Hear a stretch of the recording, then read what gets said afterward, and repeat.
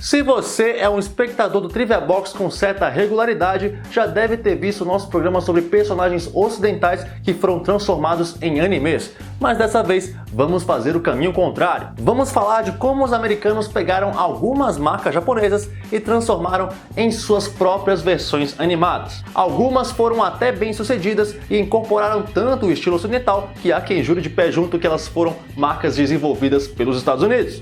Mas não. Mas só um detalhe, nesse vídeo nós excluímos os games japoneses porque nós já fizemos uns vídeos sobre games japoneses que viraram desenhos americanos. E se por acaso você não viu nenhum desses dois vídeos que eu citei, depois dá uma olhada no link da descrição que eles estão por lá. E antes da vinheta chegar, já deixa aquele seu like esperto porque isso ajuda muito a gente a poder continuar com essa bagacinha aqui. Feito? Então bora para as franquias japonesas transformadas em desenhos americanos.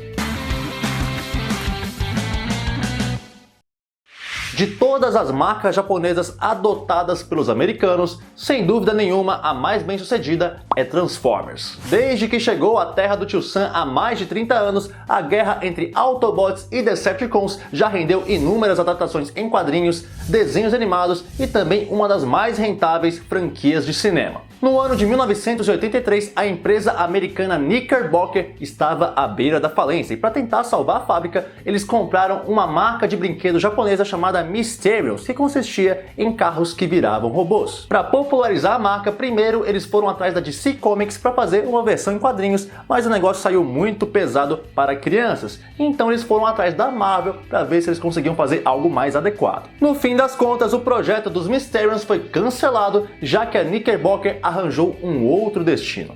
A Hasbro resolveu comprá-la. E na mesma época, a Hasbro resolveu comprar da japonesa Takara os direitos de duas linhas de brinquedos bem melhores que os Mysterions, que eram os Microman e os Diaclone. Esses brinquedinhos também eram robôs que se transformavam em aviões, carrinhos e todo tipo de veículo possível e impossível. Só que a Hasbro resolveu juntar as duas linhas em uma só, separando elas novamente em duas facções, os Autobots, os mocinhos, e os Decepticons, os vilões, criando uma historinha de guerra entre as duas, batizando o mexidão de Transformers. Para a invasão ser completa, a Marvel e a Sunball produziram um desenho animado, terceirizando a animação com a Toei Animation e o estúdio coreano Acom. E foi assim que em 1984 chegou à TV americana a série Transformers, conhecida como Primeira Geração, que durou 4 temporadas de 98 episódios no total, e também com direito a uma série de quadrinhos da Marvel, como era para ter sido com os Mysterions. Aliás, em 1984 saiu lá nos Estados Unidos uma coleção de robozinhos que se transformavam e que se chamavam Mysterions, trocando o O pelo A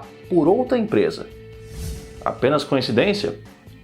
O sucesso dos Transformers foi tão estrondoso que já em 1986 um longa animado, também produzido pela Toei Animation, chegou aos cinemas, mas inexplicavelmente a bilheteria deixou a desejar, talvez pelo roteiro ser um tanto mais sério se comparado ao visto na TV. Essa primeira série animada chegou aqui no Brasil em 1986 com exibição pela Rede Globo aos domingos. Nessa época, a Globo usava o domingo para as grandes apostas para o público infantil, como aconteceu também com Thundercats. O filme também veio no embalo e a série posteriormente acabou desaparecendo nas manhãs do show da Xuxa. Os quadrinhos da Marvel também saíram por aqui pela editora Globo, mas não tiveram vida muito longa. Depois do fim dessa primeira série em 1987, o Japão também acabou adotando a franquia com o nome de Transformers e também produziu as suas versões. Somente em 1992, uma nova animação, conhecida como Segunda Geração, foi lançada nos Estados Unidos, contabilizando mais 52 episódios, só que essa era na verdade uma reedição bem oportunista da primeira série, com a adição de cenas e transições feitas em computação gráfica pré-histórica. Nesse período, os heróis já estavam consolidados nos quadrinhos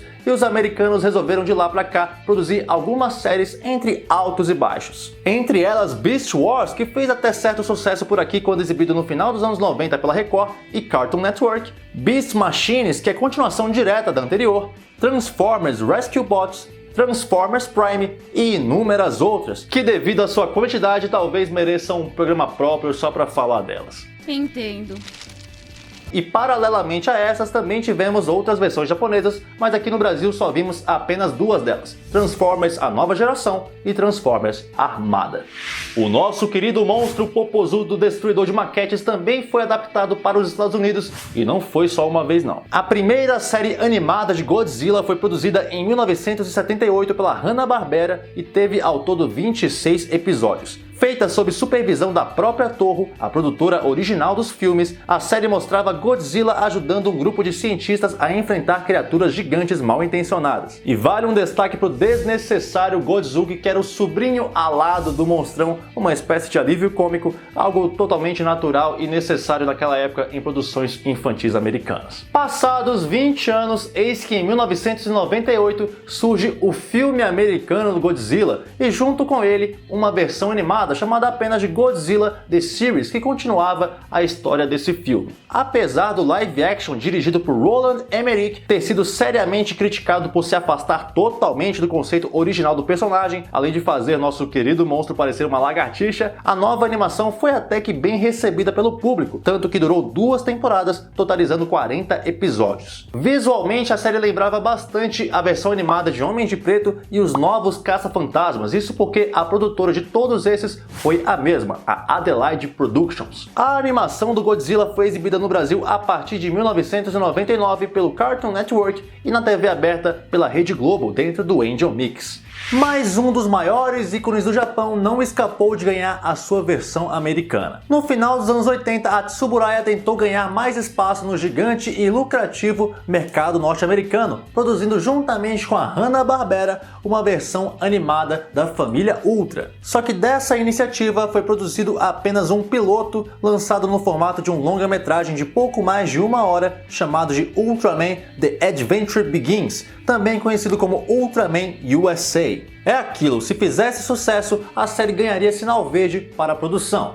Mas não foi muito bem o que aconteceu. Chegando ao mercado norte-americano em VHS em 1987, os japoneses só foram conferir essa nova animação da família mais famosa da cultura pop nipônica 2 anos mais tarde. No filme, o trio de pilotos de acrobacias Scott, Joe e Beth se tornam hospedeiros de 3 guerreiros da família Ultra e passam a integrar um grupo que combate monstros que querem deixar nosso planeta em pedacinhos. Esse trio animado passou a fazer parte oficialmente da família Ultra, ganhando atores vestindo as fantasias em ações promocionais e até aparecendo no filme Mega Monster Battle Ultra Galaxy, lançado por aqui em Blu-ray pela Focus Filmes. No Brasil, esse desenho saiu em vídeo pela Flash Star com o nome de Ultraman Animação ali na segunda metade dos anos 90, numa época que ela estava empolgadíssima com o sucesso de vendas das fitas dos Cavaleiros do Zodíaco e enchia as prateleiras das lojas com todo tipo de produção made in Japan para alegria da garotada da época. Exibida aqui no Brasil dentro do Clube da Criança da extinta Rede Manchete lá no finzinho dos anos 80, Monchiches, ou Os Miquinhos, como ficou conhecido aqui no Brasil,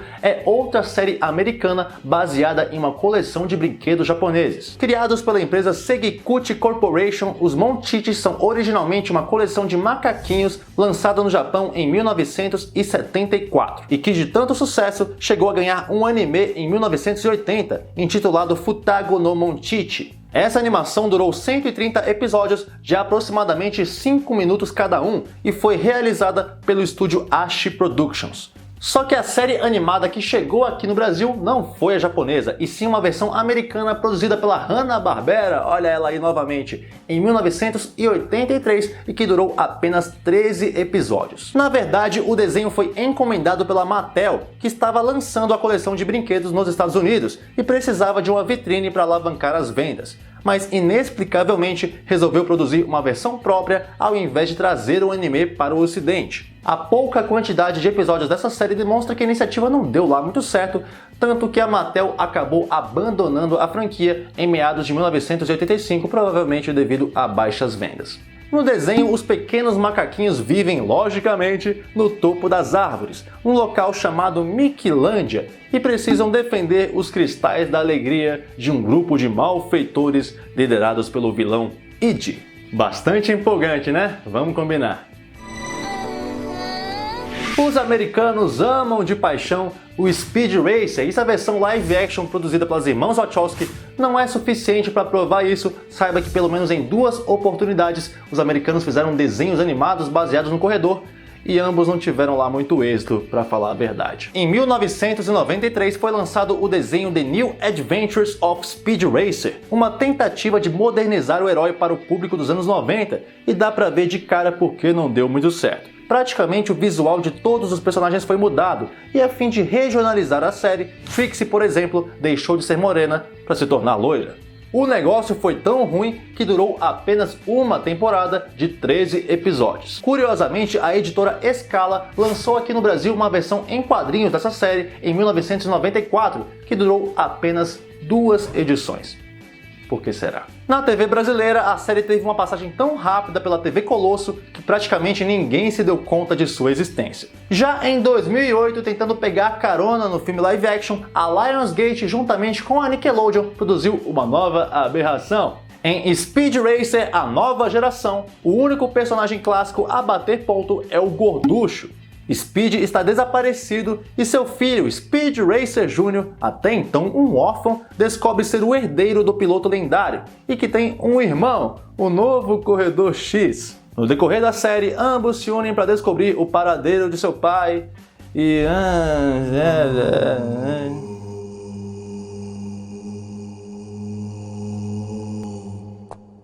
Como a Tatsunoko permite um negócio desse?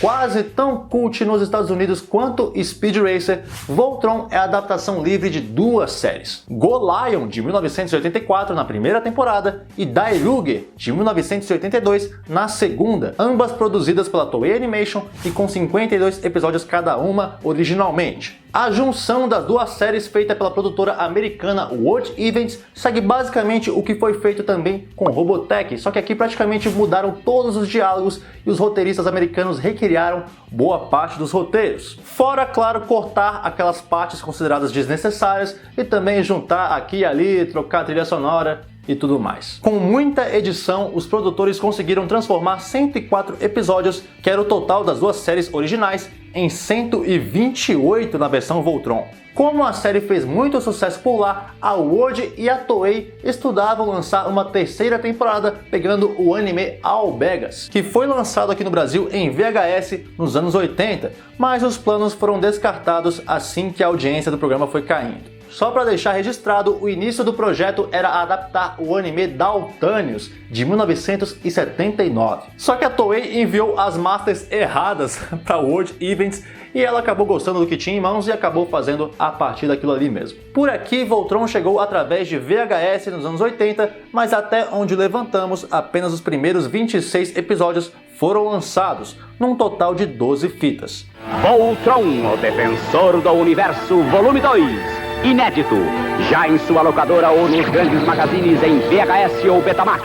Agora que você conhece Voltron, vamos ao que interessa, as animações americanas. Em 1998, uma série em computação gráfica bem pobre, até porque, era 1998. Foi lançada, dessa vez 100% produzida nos Estados Unidos. Voltron The Third Dimension deu continuidade à história original, se passando 3 anos após os acontecimentos vistos no desenho clássico. Dessa série foram produzidas 2 temporadas, totalizando 26 episódios. Depois dessa investida que não deu muito certo, o projeto era fazer um filme live action que até hoje não saiu do papel.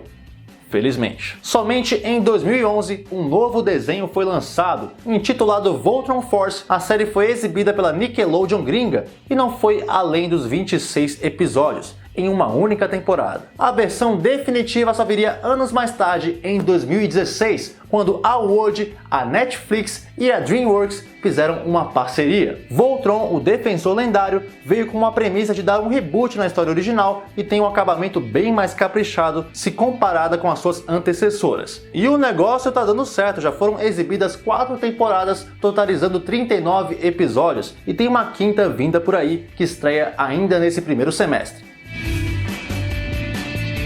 Bem, e se você estava considerando a maioria das adaptações que eu citei aqui até agora ruins, você vai ficar chocado com essa aqui. E talvez ao mesmo tempo aliviado porque esse projeto não foi adiante. Não, de forma alguma. Sailor Moon e suas companheiras de pernoca de fora chegaram a ganhar uma adaptação pela Toon Makers. O projeto, que foi feito em 1994, foi apresentado à Toei e à Bandai como uma forma de melhor adaptar Sailor Moon para os americanos. E ao contrário de outros animes que tinham apenas edições e mudanças de roteiro, a série seria totalmente refeita nos Estados Unidos. O resultado foi um pequeno vídeo que mostra Sailors de diversas etnias que utilizavam até mesmo veículos em formato de lua na hora dos combates. Nessa versão, a Sailor Mercury era uma cadeirante e a Júpiter era uma chica latina. Os executivos da Toei, mas principalmente a autora Naoko Takeuchi, devem ter infartado quando viram essa mistura de animação pobre, CG jurássico e também live action, porque uma das propostas com certeza era pegar carona no sucesso dos Power Rangers, por isso a versão live action. O resultado foi total desaprovação e o engavetamento da ideia, e pouco depois o estúdio vendeu os direitos do anime original para ser exibido nos Estados Unidos. E por aqui encerramos a nossa listinha e esperamos de todo o coração que não tenhamos traumatizado ninguém. Se você gostou desse vídeo, deixe seu like e também se inscreva no canal se você for novo por aqui. A gente se vê na próxima semana ou no próximo vídeo. Até lá, falou!